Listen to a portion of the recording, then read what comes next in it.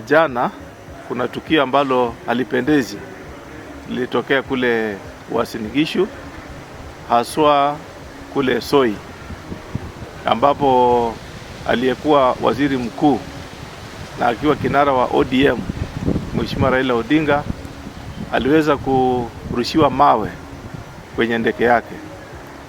Letu ni kusema tu kwamba wale ambao walihusika wajue kwamba hilo ni kosa na mkono wa sheria uchukue nafasi yake. Kwetu ni kusema kwamba wao wanao mtoto yao ambaye pia anatafuta kiti cha urais. Lile ambalo lilifanyika kwa Mheshimiwa Raila Odinga liwe funzo kubwa kwamba likome, na hiyo iwe mara ya kwanza kwake na iwe ya mwisho. Sisi kama wafuasi wa Mheshimiwa Raila Odinga tunasema kwamba hapa kwetu haswa Navaholo tumekaribisha Mheshimiwa Ruto mara 3 akiwa anawania urais. Hakuna siku alipigiwa mawe wala kupigiwa kelele, na yeye sio mzaliwa wa Navaholo. Letu ni kusema kwamba ni muhimu na ni lazima tarehe 9 mwezi wa 8 wa Kenya waamue, na tusiwe wa kutumia mawe ama lazima ama threat kwamba tunataka urais kwa kupitia kwa njia ambayo ni ya mkato. Leo hii tunasema, mimi narudia kusema kwamba yale ambayo yalifanyika iwe ya kwanza na ya mwisho, kwa sababu sisi kama wafuasi wa Raila tutarudia hayo sehemu zetu iwapo itaendelea kwamba baba hawezi zuru na kutafuta kura sehemu zingine, na hiyo itakuwa ni mwelekeo mbaya, na Kenya itakuwa inaelekea mwelekeo mbaya, na kila mwananchi wa Kenya atakuja kuumia.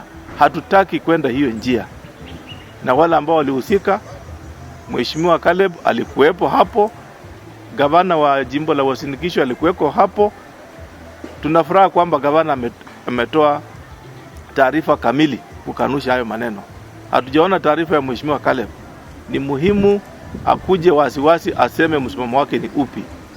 Kama yeye ndiye mwenye kuunga hiyo maneno mkono, basi bila shaka si pia tujue yeye anaunga akipitia wapi, na mkono wa sheria uweze kuchukua nafasi yake. Asante. Mheshimiwa, udhani kama vitengo vya usalama vikiwa na vile vitengo husika vichukulie wale washukiwa ama wale ambao wanadaiwa kueleza pengine vita ama kurushia rallies kama hizi mawe tuliona kule Busia mbele hapa, udhani kwamba vitengo vya usalama vinaweza kunyamazia mambo? Langu ni kusema ni tunalipa, Wakenya wanalipa vitengo vya usalama mshahara kupitia kwa ushuru. Kwa hivyo ni kazi yao kuhakikisha kwamba haya maneno yanakomeshwa. Na ukiona wale wa kurusha mawe sio wenye hayo maneno. Wenye maneno ni wale ambao wamewapanga na kuwaleta pale. Kwa hivyo ni muhimu DCI na NIS ichukue nafasi hii, itafute wenye kupanga, wale ambao wako nyuma ya vijana. Vijana walikuwa wanatafuta hela yao ya siku ya hiyo siku. Nani aliwapanga? Yule mwenye kupanga vijana, mkono wa sheria umchukulie nafasi, aenda akae kule kamiti, aishi kule, akule mshahara ya Wakenya. Mheshimiwa, labda kulikuwepo na swala lile lilikuwa kwenye grupu hizo. Wanasema kwamba mtu wa kaliba ya Mheshimiwa Raila Odinga alihitaji ulinzi wa kutosha wakati ambapo anakwenda pale. Je, unahisi kwamba kuna utepetevu vile vile katika idara ya usalama kuhakikisha kwamba Mheshimiwa Raila Odinga ambaye ni mgombea wa kiti cha urais analindwa vilivyo anapokwenda kwenye mkutano kama huu? Labda jibu pia kuna watetezi kwamba Right Honorable Raila Odinga aliarifiwa mapema kwamba kule anakoelekea kutakuwa na rapsha, naye alitinda akaelekea. Kwa hiyo mimi niseme kwamba nigeuze hilo swali nikuulize kwamba Mheshimiwa Raila angebeba vijana kwenda kwa matanga, kungekuwa na wangapi ambao wangekufa? Kwa sababu kungekuwa na forces mbili. Kwa hivyo langu ni kusema kwamba Mheshimiwa Raila hahitaji notice ya kwenda mahali ndipo wampangie usalama. Mheshimiwa Raila ni Mkenya, mimi na wewe ni Mkenya. Mimi nimekuja hapa bila askari. Kwa nini nipewe usalama very special? Nikuulize swali, Mheshimiwa Ruto alikuja kwangu na Baholo akiwa na ndege moja na gari mbili. Hatukumpangia usalama. Usalama ulikuwa ni raia. Tulimlinda vema, akatuongelesha na akaenda. Ile tumemnyima ni kura ya Navaholo, hatutampatia. Tutapatia Mheshimiwa Raila Odinga kura ya Navaholo. Lakini kuongea na aende, alikuwa na hela yake kidogo apatie vijana wakunywe chai, hiyo sio shida. Kwa hivyo yule anayesema kwamba Mheshimiwa Raila alikuwa anahitaji usalama ndiposa aende huko, huyo ndiye mwenye kupanga njama ya kurushia Mheshimiwa Raila mawe. Na tunasema usalama sio lazima upeane notice ndio upewe usalama. Mkenya ana haki ya kutembea mahali popote wakati wowote. Mtu ambaye ana haki ya kikatiba kupangiwa usalama ni rais wa Jamhuri ya Kenya peke yake. Mkenya wowote ana haki ya kutembea mahali popote wakati wowote. Naomba nimkaribishe chairman wa Kakamega County naye pia aweze kunena kidogo.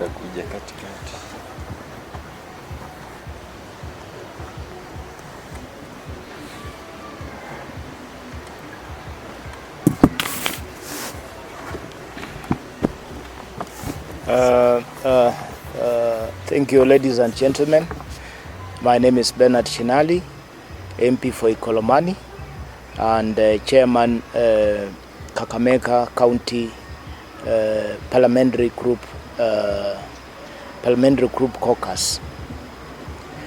I wish to condemn the incident that happened yesterday in Soi constituency, which provoked violence against His Excellency Raila Amolo Odinga. I wish to state that that such instances should not be happening in current era, where we believe Kenya has matured in politics. And for those who are planning such events, I would ask them to stop, cease, and never to do such a thing. We wish everyone seeking for political seat or leadership seat should move in Kenya freely, should move in any constituency, any ward freely, and sell their agenda. I would ask the Cabinet Secretary in charge of internal security and national coordination to take swift action against those ones who planned, who paid, who actually participated in such a activity.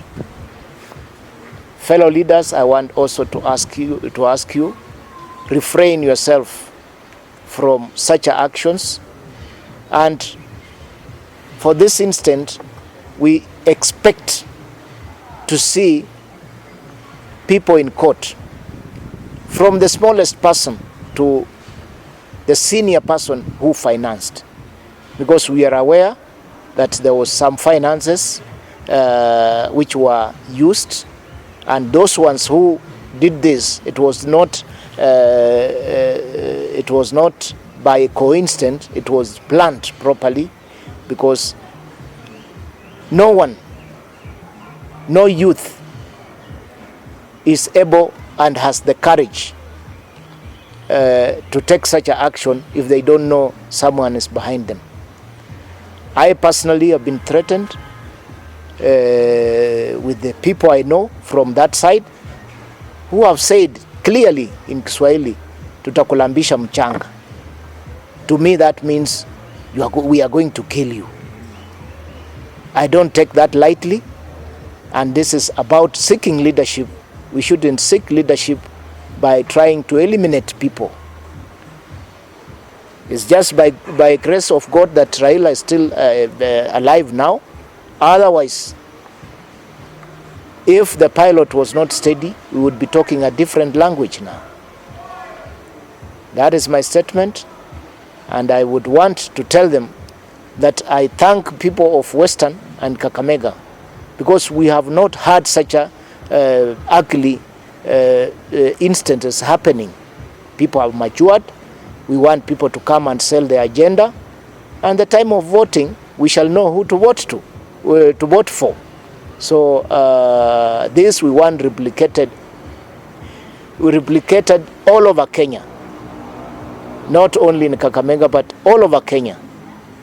Those ones of violence, I want to also repeat and ask the Inspector General to be more vigilant, to deploy more officers where we are having rallies and other political events.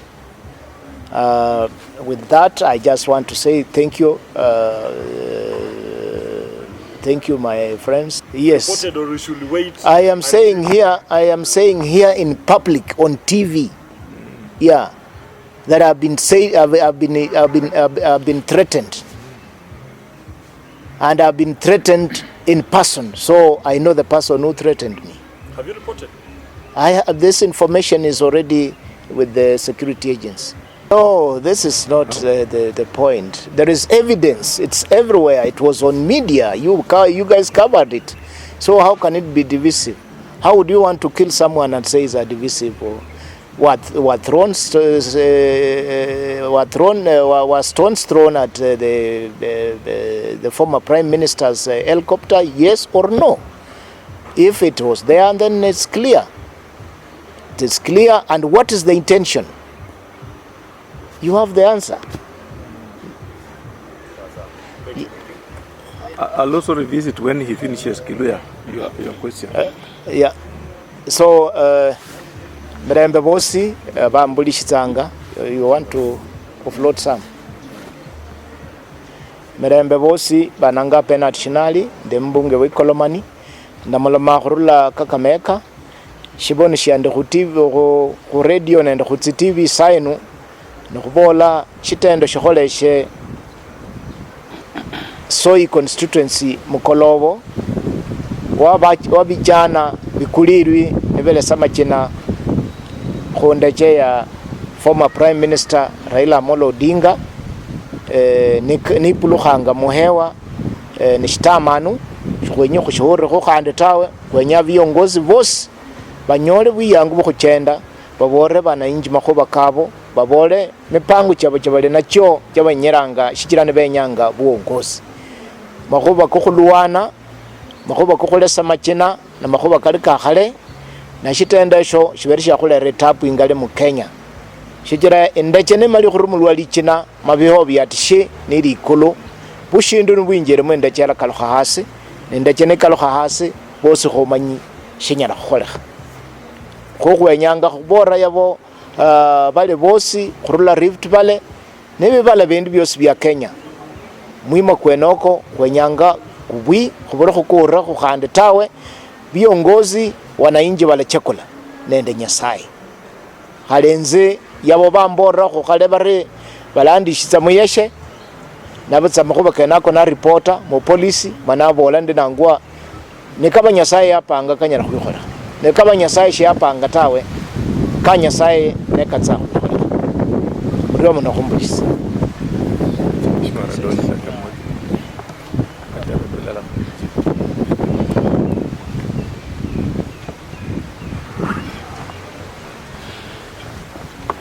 Jambo. Okay, mimi naitwa Mheshimiwa Lucas Radolo Chami.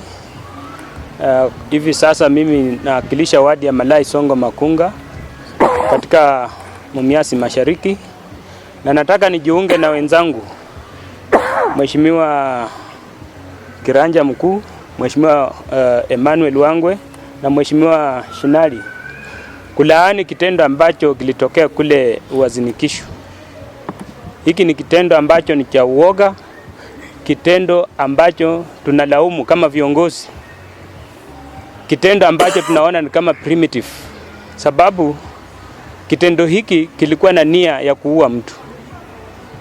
Hiyo kitendo ambayo ilifanyika kwa party leader wa chama cha ODM, sisi kama viongozi tunataka tulaani na kusema kwamba Mheshimiwa Ruto aongee na watu wake wajue kwamba Kenya ni kubwa kuliko Uasin Gishu. Sisi kama Wakenya tuko na right ya kutembea mahali popote na tuko na right ya kuongea yale ambayo tunaona ni ya muhimu. Hicho kitendo kinamaanisha kwamba yeye kama kiongozi aongei na watu wake vizuri, awaelekezi vizuri. Yeye akitembea huku nje, sisi tunamheshimu kama kiongozi. Na ruhusu pia wengine ambao wanatembea kule Uasin Gishu waongee na wananchi na waulize kura kama vile yeye anavyotembea huku nje na kuuliza kura. Kama ingetokea kwamba ameua kiongozi wetu wa chama cha ODM, ingekuaje saa hii?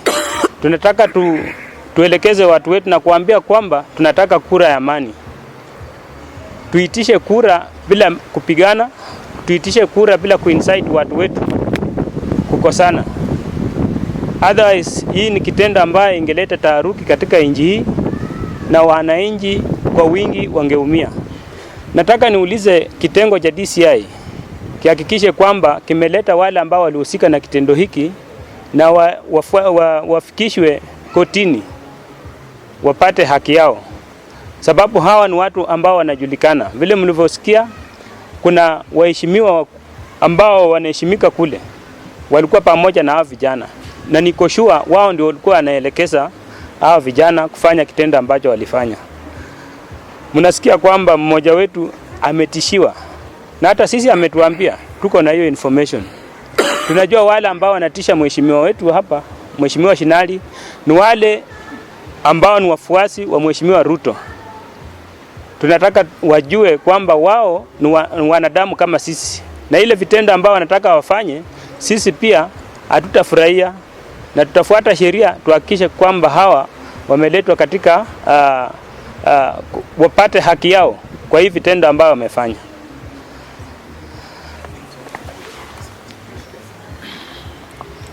Answer that question of the VC. Okay.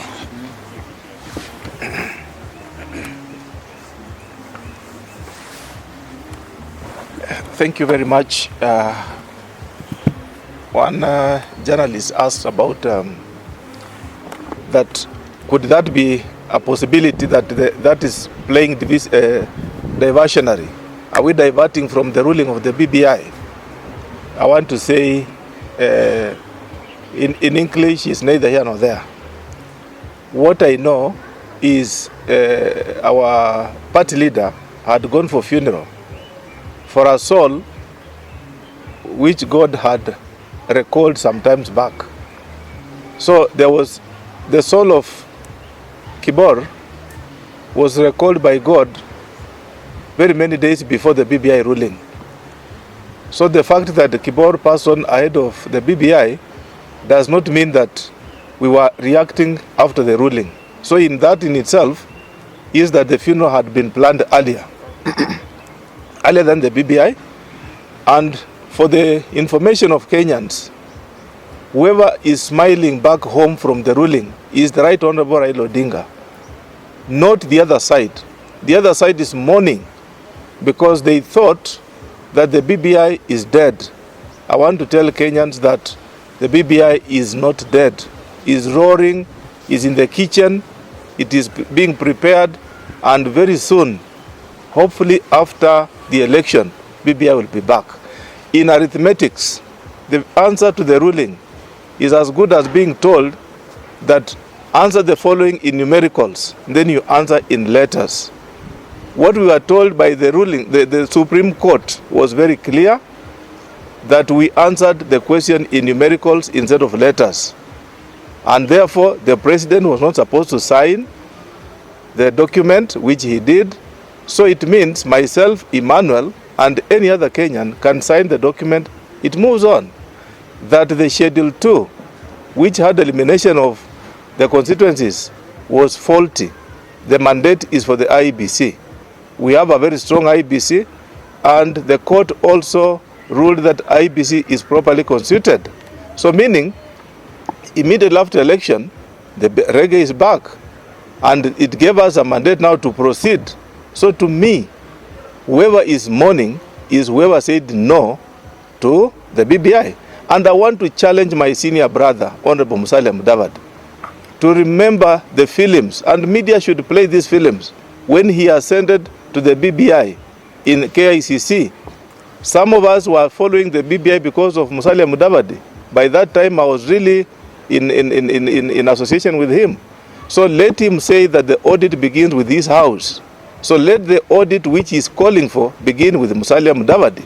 Why did he sign? From there, we can move on.